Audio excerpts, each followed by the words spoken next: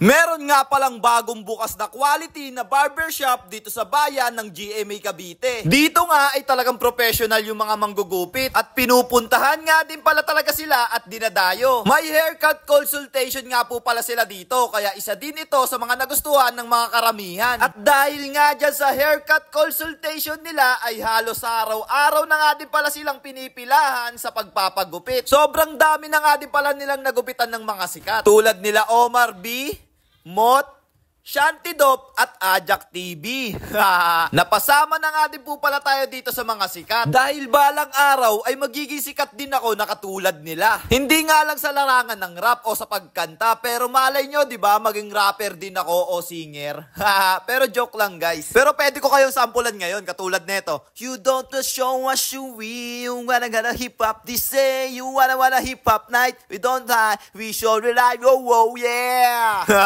Pero ayun nga guys, bukod nga sa mga sinabi ko ay marami pa silang sikat na nagupitan. Nga pala guys, located nga pala sila sa Area K ng GMA Cavite. Nasa second floor lang sila at tapos malapit lang sila mismo sa Arco ng San Gabriel. Nasa 250 pesos nga pala ang gupit dito. At tapos makikita nyo talaga yung quality na gupit nila. Talagang masusunod talaga ang inyong gustong gupit. Malawak at malinis at may aircon nga din pala yung pwesto nila dito. At tapos, lagi nga din po pala ako nagpapagupit dito kasi sa bawat gusto kong hairstyle ay nasusunod nila. Pero minsan guys, kapag nagpapagupit din ako dito, nagtatanong din ako kung anong bagay sa akin na gupit. At ayun nga guys, bawat pagupit ko nga po pala rito sa kanila ay iba-iba, pero lahat lang yun ay bagay sa akin. At alam nyo ba guys, sa iba, pinagpipilitan nila yung gusto nila pero di naman bagay. Kunyari, gusto mong gayahin yung gupit ni Jungkook pero yung square yung ulo mo, paano yun guys, di ba? Ang pangit naman yung ganun. Kaya kung ako sa inyo, magtanong-tanong din kayo kung anong bagay sa inyong buhok. Kasi lahat na nandito guys, sobrang gagaling talaga nila maggupit. Kaya kung ako sa inyo, dito na talaga kayo magpagupit. Sobrang solid talaga, parang buy mo loaves.